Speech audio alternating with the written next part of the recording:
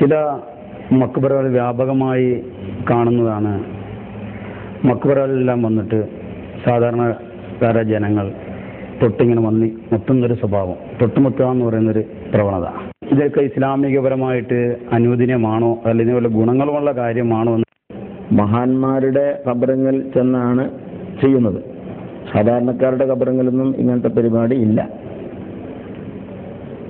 മഹാന്മാരാകുമ്പോൾ അവരെ കൊണ്ട് ബറക്കത്തെടുക്കുക, തബറുക്ക് എടുക്കുക എന്നത് പൂർവകാലം മുതലേ ഉള്ളതും പണ്ഡിതന്മാർ അവരുടേതായ ഗ്രന്ഥങ്ങളിൽ രേഖപ്പെടുത്തിയതുമാണ്.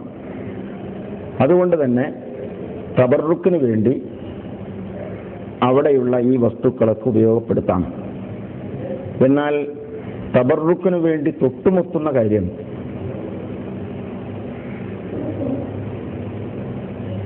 അതും അപ്രകാരം തന്നെ ബറക്കത്ത് ഉദ്ദേശിച്ചുകൊണ്ടാണെങ്കിൽ യാതൊരു ബന്ധികേടും ഇല്ല. അതേ സ്ഥാനത്ത് ഹൈന്ദവരൊക്കെ ചെയ്യുന്നത് പോലെ അവരുടെ ബിംബത്തെ ആരാധിക്കുന്നതിന്റെ ഭാഗമായി ചെയ്യുന്നത് പോലെ ഉള്ള തൊട്ടുമുത്തലും പരിപാടികളും നമുക്ക് പാടുമില്ല. ഇത് രണ്ടും വ്യക്തമായി വിശദമായി തന്നെ പണ്ഡിതന്മാർ പറഞ്ഞിട്ടുണ്ട്. ഇബ്നു ഹജർ തങ്ങളുടെ തുഹ്ഫയും അതിന്റെ വ്യാഖ്യാന ഗ്രന്ഥമായ ഷെർവാനിയും നോക്കിയാൽ ഈ വസ്തുത വിവരിച്ചു കാണും.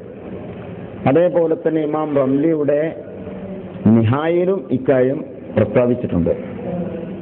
മാത്രമല്ല അലി ഷബ്രാമുല്ലസി പറഞ്ഞത് ബറക്കത്ത് ഉദ്ദേശിച്ചുകൊണ്ട് തൊട്ടുമുട്ടുക എന്നത് കഅബയെ തവാഫ് ചെയ്യുന്ന വേളയിൽ ഹജറുൽ അസ്വദ് തൊട്ടുമുട്ടും പോലെയാണ്.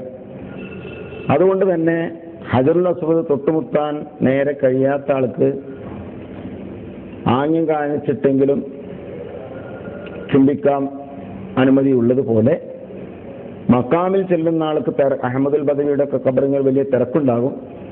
ചിലപ്പോൾ അങ്ങനെ തൊട്ടുമുത്താനൊന്നും കഴിഞ്ഞില്ലെങ്കിൽ ബറക്കത്ത് ഉദ്ദേശിക്കുന്ന ആൾക്ക് കൈകൊണ്ട് ഇങ്ങനെ ആംഗ്യം കാണിച്ച് തൊട്ടുമുത്തിയാലും യാതൊരു പന്തികേടും ഇല്ല എന്നാണ്.